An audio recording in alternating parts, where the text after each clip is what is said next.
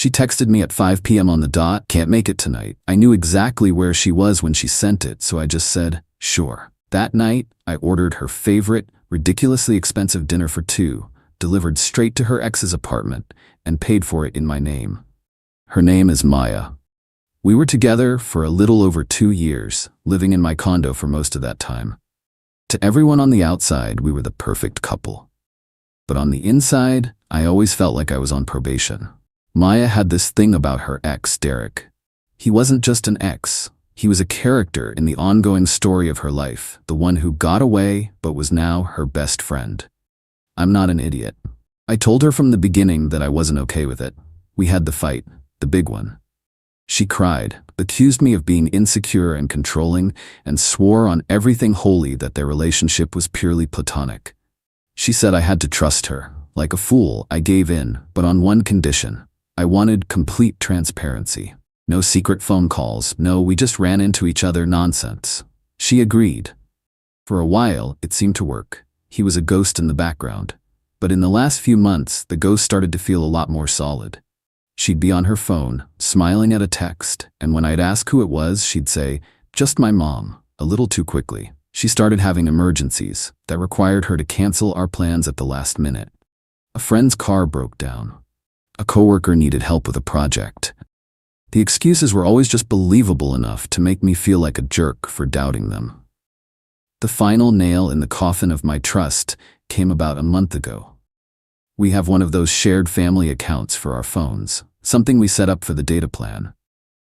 I was on the website paying the bill, and I noticed an option to manage location settings for the devices on the account. On a whim, I turned on location sharing for her phone just to see.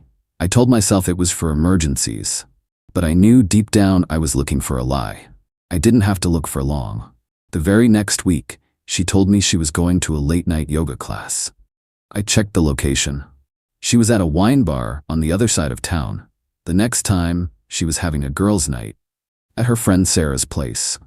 The little dot on the map told me she was in a neighborhood 10 miles away from Sarah's, in a condo complex where I knew Derek lived. I didn't say anything. I just watched, collected the data, and felt a cold, hard knot tightening in my stomach. She wasn't just lying. She was doing it effortlessly. I was just the guy who paid the bills and kept her life comfortable while she test drove her old one. Last night was our anniversary. Not the date we met, but the date we moved in together. I had made reservations weeks in advance at a high-end sushi restaurant, the kind of place you have to book a month out. It was her favorite.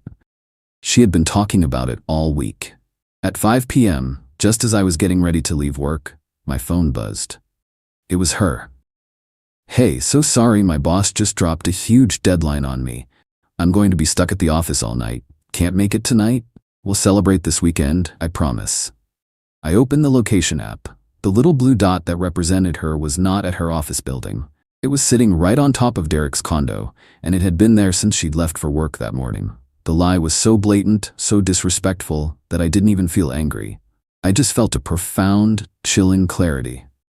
This was it. The end. But it wasn't going to be a screaming match. It was going to be quiet, precise, and unforgettable. I texted her back one word: "Sure." I went home to my empty condo. I sat on the couch for a long time, just thinking. I thought about the 2 years I had invested, the trust I had given, the future I had thought we were building. And I thought about how to end it. I could have just packed her bags and left them by the door. But that wasn't enough. She needed to be exposed. She needed to be caught in the act, not by me, but by her own choices. I picked up my phone and opened the food delivery app. I found the sushi restaurant, the one we were supposed to go to. I ordered their most expensive omakase platter for two. It came with premium sake. The total was obscene, well over $300. I put in the delivery address, Derek's condo. I knew the exact address and unit number from my quiet research. Then, in the delivery instructions, I added a note: "Please make sure the recipient knows this is from Ben. It's for our anniversary." I put my name, Ben, on the order and paid for it with our joint credit card, the one I knew she got notifications for. I sat back and waited. I imagined the scene. The doorbell rings. She opens it, expecting Derek's takeout. Instead, she finds a delivery guy holding a giant elaborate bag of the best sushi in the city. She's confused. Then the delivery guy reads the name off the bag. My name. The look on her face when she realized what I had done, that I knew where she was, that I had just paid for her and her ex-boyfriend's romantic anniversary dinner. That was the revenge. It wasn't loud. It was a quiet, perfectly aimed shot that would detonate her entire world. About 45 minutes later, my phone started to explode. First, a notification from the credit card app confirming the charge. Then, the calls started. First from her. I ignored it. Then from a number I didn't recognize. I ignored that too. Then a text from her. How could you? I didn't reply. Another text. You're a psycho. Are you stalking me? I still didn't reply. Then, the final, desperate barrage. We need to talk. Please answer the phone. It's not what you think. I just turned my phone on silent. I knew she'd be home eventually. The quiet condo, once a symbol of our life together, now felt like a fortress. My fortress. And she was about to find out that she was no longer welcome inside. She showed up around 11 p.m. I watched on my doorbell camera as she fumbled with her key, her hands shaking. She must have known what was coming. The door opened and she stood there, looking at me sitting on the couch. We need to talk, she said. No, we don't, I said calmly. I think the sushi said everything that needed to be said.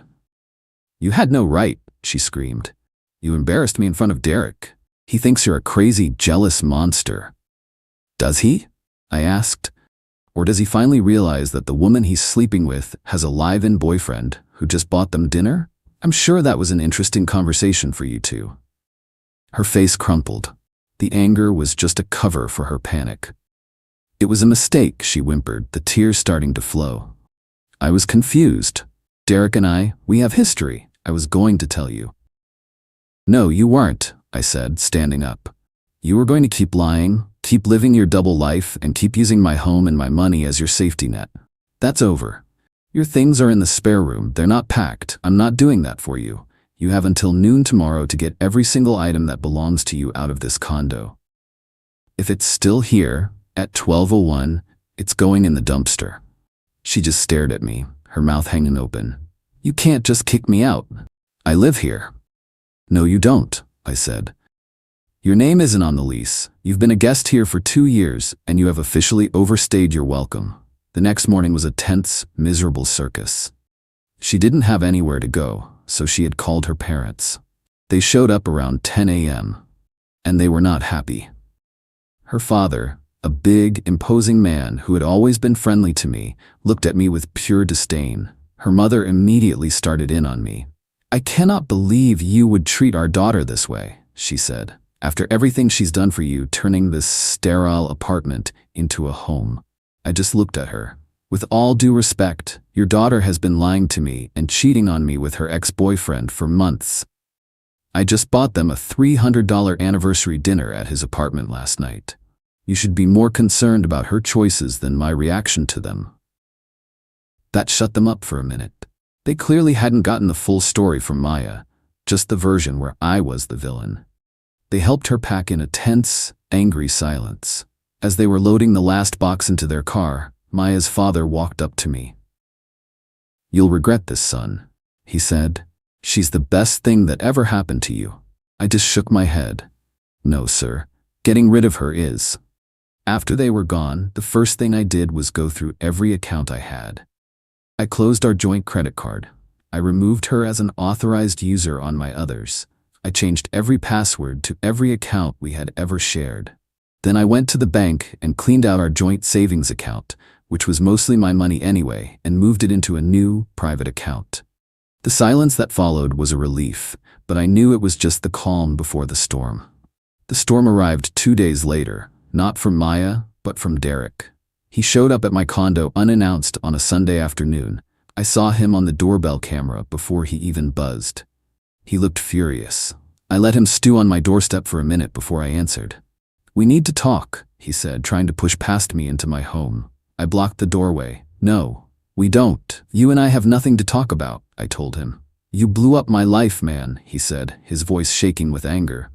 You think that was funny? Sending that dinner? Do you have any idea what you've done? I have a pretty good idea of what Maya did, I shot back. And it seems like you were a part of it. That's not my problem. Not your problem, he scoffed. I have a girlfriend, a serious, live-in girlfriend of 3 years. Her name is Jessica. And guess what? She was at my apartment when your little anniversary gift showed up. She saw the note. She saw everything. I'll admit, I hadn't seen that coming. I thought Derek was just a single guy playing the field. The idea that he was in his own long-term relationship made Maya's actions even more despicable. So you're both cheaters, I said. Again, sounds like a you problem. This is your fault, he insisted, getting more agitated. Maya told me you two were basically over, that you were just roommates and she was moving out. She said you were a controlling jerk. If you hadn't sent that dinner, I could have handled it. But you put me on blast. Jessica left me. She took everything. So yeah, this is your problem now. He took a step closer. You're going to fix this. You're going to call Jessica and explain that you're the crazy ex. I just laughed. The audacity was as incredible. Let me get this straight. You and my ex-girlfriend were cheating on both me and your girlfriend. I exposed it, and now you want me to lie to your ex to cover your tracks? Get off my property. I started to close the door, but he put his hand out to stop it. You're going to regret this, he threatened. I didn't say a word. I just pulled out my phone and made sure he could see that I was recording him. His hand dropped from the door, and the tough guy act melted away. He just stood there for a second, deflated, then turned and stalked off. The next phase of Maya's attack was financial. A few days later, I got a fraud alert from my bank. It was for a card I had completely forgotten about, an old department store card that we had opened together to buy a couch. I was the primary account holder, but she had a card. She had tried to buy over $2,000 worth of gift cards online. The bank system flagged the unusual activity and declined it. I spent an hour on the phone with the fraud department, explaining the situation, closing the account, and filing a report. It was just another piece of evidence in my growing file against her. Then came the smear campaign, just as I expected. But this time, it had a new twist. It wasn't just me being portrayed as the crazy, jealous ex. Derek, in an attempt to win back his own girlfriend, had apparently joined forces with Maya. The story they were telling was that I was a violent stalker who had been harassing them both for months, and that the sushi delivery was just the latest in a long line of unhinged acts. It might have worked, if not for an unexpected email I received a week later. The sender was Jessica, Derek's ex-girlfriend. She said she had gotten my email address from a mutual acquaintance who had heard the rumors and thought I deserved to know the truth. She wanted to meet. We met for coffee the next day. She was a smart, no-nonsense woman who was clearly heartbroken but not broken. She had a story to tell, and she had receipts. She showed me texts from Derek going back months, where he complained about Maya being a needy psycho but said he couldn't get rid of her. She showed me other texts from Maya to Derek, where Maya talked about her plan to get a nice settlement from me when she finally left, and how she was just waiting for the right time. It was all there, in black and white. A calculated, premeditated plan to use me, bleed me dry, and then move on. Jessica had been doing her own digging since she left Derek, and she had uncovered the whole rotten scheme. He's a coward and a liar, she said, her voice steady. But she is something else entirely. She's a predator. I don't want her to get away with this. If you need me to, I will sign a sworn affidavit. I will testify in court. I want her to face the consequences for what she's done to both of us. Armed with this new ammunition, I was ready for Maya's final move. It came in the form of a letter from a lawyer. It was full of baseless accusations, demanding financial support, claiming emotional distress, and threatening to sue for a portion of my assets. My lawyer's response was swift and brutal. It not only refuted all of her claims, citing the fact that she was never on the lease, but it also included a few attachments. Exhibit A was a transcript of the recording of Derek threatening me on my doorstep. Exhibit B was the bank's report on her attempted credit card fraud. And Exhibit C was a signed, notarized affidavit from Jessica, complete with the most damning text messages from Maya, outlining her plan to extort me. The letter concluded by stating that if Maya did not immediately retract all of her claims and cease all contact, my client would be filing a multi-pronged lawsuit for harassment, defamation, and conspiracy to commit fraud, and that we would be seeking full legal costs. We never heard from her lawyer again. It's been 6 months now. The silence from Maya and her family has been absolute. I heard through the grapevine that her parents are making her pay back every cent she ever took from our joint accounts. Derek's life is a mess. Jessica, true to her word, never went back to him, and the story of his and Maya's affair made him a pariah in their social circle. Last I heard, Maya is living in a tiny apartment on the worst side of town, working a temp job and drowning in debt. She didn't just lose a boyfriend. She lost the comfortable life she took for granted, and she was exposed as the user and a fraud she truly is.